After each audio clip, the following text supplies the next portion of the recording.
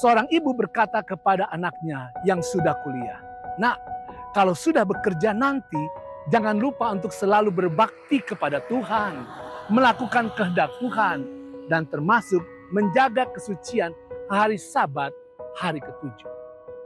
Anaknya menjawab, "Ah ibu, beragama itu yang penting kita percaya kepada Tuhan. Tidak perlu sibuk-sibuk, harus bikin ini, harus bikin itu. Seadanya saja, Tuhan menerima kita apa adanya, Bu." Mamanya diam saja.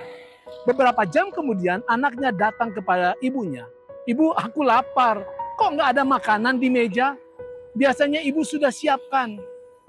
Ibunya menjawab, "Iya nak, ibu pikir yang penting kamu tahu bahwa ibu sayang sama kamu. Ibu nggak perlu sibuk-sibuk, bikin ini bikin itu untuk kamu. Ibu banyak kesibukan lain. Yang penting kamu tahu kan, ibu sayang kamu dan kamu juga sayang ibu." Tetapi anak itu berkata, "Tetapi aku lapar dan perlu makan." Ibunya menjawab, "Ibu tahu kamu pasti lapar.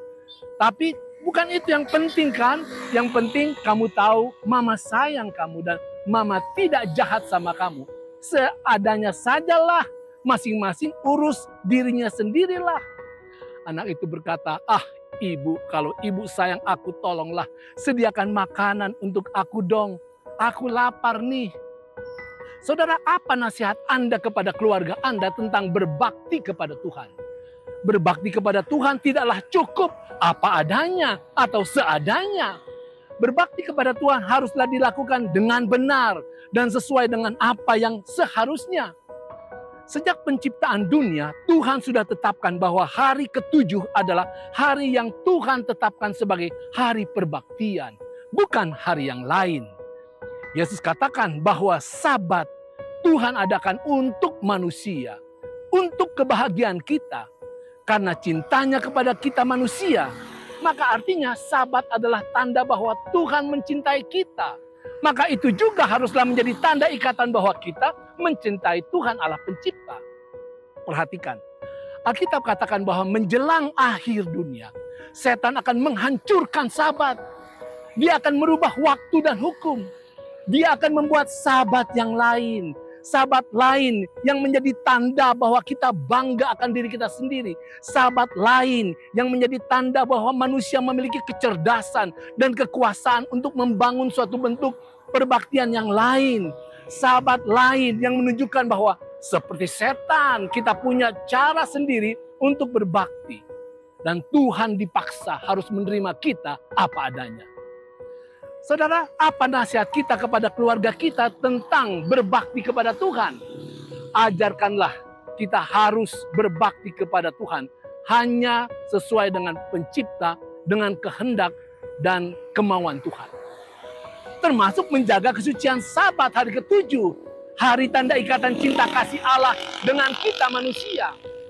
Pada puncak krisis dunia nantinya, Tuhan telah membuat begitu sangat mudah untuk mengenali siapa yang menyembah Tuhan dan siapa yang menyembah diri sendiri. Dan seperti setan. Karena Tuhan tegaskan dalam Yeskel 20 ayat 20. "Kuduskanlah hari-hari Sabatku. Itu menjadi peringatan di antara aku dan kamu. Supaya orang mengetahui bahwa akulah Tuhan Allah." Tetapi saudara, perbaktian yang benar dapat berjalan dengan benar hanya kalau kita mencintai Tuhan. Kalau kita tidak mencintai Tuhan sepenuhnya, jangan berbakti pada hari Sabat. Kalau kita tidak mencintai Tuhan sepenuhnya, tidak usah melakukan apapun hal yang baik dan benar kepada Tuhan. Itu nggak ada gunanya. Jangan jadi seperti orang Yahudi di zaman Yesus. Berbakti pada hari Sabat, tetapi cinta diri, bukan Tuhan. Mereka justru menjadi seperti setan dan bergabung dengan setan dalam menyalibkan Yesus, anak Allah. Saudara, apakah Tuhan lapar dan haus akan penyembahan dan perbuatan baik kita? Sama sekali tidak. Tetapi cara terbaik untuk memiliki hubungan dengan Allah Pencipta, Allah penguasa alam semesta, Allah yang telah berkorban di kayu salib untuk menebus kita dari dosa adalah dengan cara menyembah dan melakukan hal yang benar kepada Tuhan di dalam cinta kasih sayang yang tulus. Sambutlah kasih Tuhan dengan cinta sejati. Berbaktilah kepadanya dengan tulus. Dan nikmatilah Sabat hari ketujuh yang adalah tanda ikatan cinta kasih sejati Allah dengan kita. Itu keren.